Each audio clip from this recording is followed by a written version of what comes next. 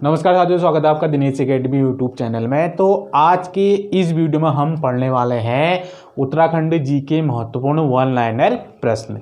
तो जो ये वन लाइनर प्रश्न है, जो भी एग्ज़ाम होने वाले हैं अभी आगामी, तो उसमें जो है ये प्रश्न जो है काफ़ी महत्वपूर्ण सिद्ध होने वाले हैं। तो इस वीडियो में आप शुरू कर लेते हैं आज की कुछ उत्तराखंड वन लाइनर से संबंधित कुछ महत्वपूर्ण प्रश्न। तो सबसे पहले जो प्रश्न है कि उत्तराखंड में 1922 ईस्वी में देहरादून से कौन सा पत्र प्रकाशित हुआ था। तो उत्तराखंड में जो देहरादून में 1922 से जो पत्र प्रकाशित हुआ था, उस पत्र का नाम है हमारा अभय पत्र। उसके बाद दूसरा प्रश्न है कि उत्तराखंड में सती कुंड कहाँ पर स्थित है, या फिर उत्तराखंड में जो सती कुंड है वो कौन से जिले में स्थित है। तो उत्तराखंड में जो सती कुंड है ये स्थित है हमारा हरिद्वार जिले में, हरिद्वार जिले में। उसके बाद नेक्स्ट है कि गन्ना प्रमुख फसल है उत्तराखंड में कहाँ पर होती है, यानी कि जो गन्ना की फसल है उत्तराखंड में वो किस क्षेत्र में सबसे अधिक होती है। तो वो होती है हमारी तराई क्षेत्र में। तराई क्षेत्र पर जो है गन्ना की फसल जो है एकदम से प्रमुख है, यानी कि सबसे ज़्यादा होती है।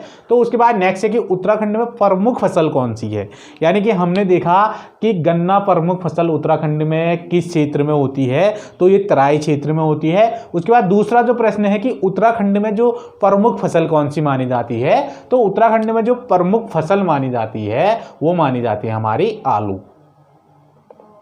आलू को जो है उत्तराखंड में प्रमुख फसल मानी जाती है।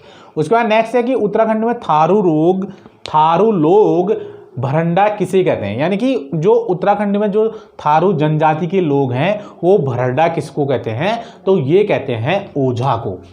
ओझा को जो है भरड्डा कहते हैं थारू लोग। उसके बाद नेक्स्ट है कि उत्तराखंड में झुमड़ा क्या है, यानी कि जो झुमड़ा है वो उत्तराखंड में क्या है। तो ये जो है थारुओं का जो है नृत्य है झुमड़ा। झुमड़ा जो है थारू जनजाति लोगों का क्या है, एक नृत्य गीत है। उसके बाद नेक्स्ट है कि चंपावत के बालेश्वर मंदिर में ताम्र पात्र पर किस राजा का उल्लेख है, यानी कि जो चंपावत में बालेश्वर मंदिर है उसमें जो है किस राजा का उल्लेख मिलता है ताम्र पत्र में। तो वो मिलता है हमारा काचल्य देव। ये है हमारा काचल्य देव का। उसका नेक्स्ट है कि उत्तराखंड राज्य का गठन किस धारा के अंतर्गत हुआ था, यानी कि उत्तराखंड जो बना था 9 नवंबर 2000 को, तो फिर ये उत्तराखंड राज्य का जो गठन हुआ था वो किस धारा के अंतर्गत हुआ था। तो ये हुआ था हमारा धारा 3 के अंतर्गत जो है उत्तराखंड राज्य का गठन हुआ था। उसके बाद नेक्स्ट है कि उत्तराखंड में रानीहाट नामक स्थल कहाँ पर स्थित है। तो उत्तराखंड में जो रानीहाट नामक स्थल स्थित है वो है हमारा श्रीनगर में। तो ये स्थित है हमारा श्रीनगर में। उसका नेक्स्ट है कि वधु मूल्य चुकाने की प्रथा किस जाति में है, यानी एक वधु मूल्य है तो उसको चुकाने की प्रथा किस जाति में है उत्तराखंड में। तो ये है हमारा राजी जाति में। तो जो वधु मूल्य चुकाने की जो प्रथा है ये है हमारा राजी जाति में।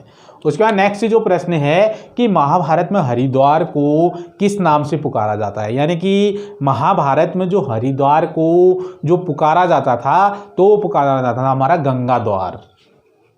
गंगा द्वार के नाम से जो है हरिद्वार को महाभारत में इस नाम से पुकारा जाता था। उसके बाद नेक्स्ट है कि कुमाऊं बोली की सर्वश्रेष्ठ रचना कौन सी है, यानी कि एक कुमाऊं बोली है उसकी जो सर्वश्रेष्ठ रचना कौन सी है। तो ये है हमारी नारी जीवन। कुमाऊं बोली की जो सर्वश्रेष्ठ रचना है वो है हमारी नारी जीवन। उसके बाद नेक्स्ट जो प्रश्न है कि कुमाऊं शब्द का प्रथम उल्लेख किसमें किया गया था, यानी कि कुमाऊं बोली की सर्वश्रेष्ठ रचना नारी जीवन। तो ऐसे ही दूसरा जो प्रश्न है कि कुमाऊं शब्द का सर्वप्रथम उल्लेख किसमें मिलता है, किस रचना में किया गया है। तो ये किया गया है हमारा आईने अकबरी। आईने अकबरी में किया गया है। और आईने अकबरी के जो लेखक हैं, यानी कि आईने अकबरी लिखी है अबुल फजल ने। आईने अकबरी अबुल फजल के द्वारा लिखी गई है, यानी कि कुमाऊं शब्द का प्रथम उल्लेख आईने अकबरी में मिलता है। उसके बाद नेक्स्ट है कि उत्तराखंड में सलधर नामक गर्म झरना कहाँ पर स्थित है? यानी कि उत्तराखंड राज्य में जो है सलधर नामक गर्म झरना किस जिले में स्थित है उत्तराखंड में? तो ये है हमारा चमोली में। ये है हमारा कहाँ? चमोली में। और उसके बाद नेक्स्ट लास्ट प्रश्न देख लेते हैं इस वीडियो का कि उत्तराखंड में जो है राजेश्वरी मंदिर समूह कहाँ पर स्थित है? तो उत्तराखंड में एक राजेश्वरी मंदिर समूह है, तो वो कहाँ पर स्थित है? तो ये है हमारा रानीहाट, और रानीहाट जो पड़ता है हमारा टिहरी जिले में। राजेश्वरी मंदिर समूह कहाँ पर स्थित है? रानीहाट, और ये जो पड़ता है हमारा टिहरी में। और जो मैंने एक प्रश्न बताया था कि उत्तराखंड राज्य का गठन किस धारा के अंतर्गत हुआ है? तो उत्तराखंड राज्य का गठन जो है धारा 3 के अंतर्गत हुआ है। यानी कि उत्तराखंड का गठन 9 नवंबर 2000 को हुआ था। तो ये जो है किस समूह में रखा गया था? जो ये धारा, तो ये रखा गया था हमारा दिल्ली समूह के अंतर्गत। दिल्ली समूह के अंतर्गत। तो ये था आज का मेरा वीडियो, कुछ उत्तराखंड जीके से महत्वपूर्ण वन लाइनर की क्यूज। यदि चैनल पे पहली बार जुड़े हैं तो इसको सब्सक्राइब करना ना भूलें, और बेल आइकन घंटी के निशान का बटन भी आप दबाइए कि जिससे भी नोट्स अपलोड होते रहे दिनेश एकेडमी में, तो उसकी नोटिफिकेशन आप तक समय समय पर पहुंचते रहे। और वीडियो को अधिक से अधिक शेयर भी करते रहिए।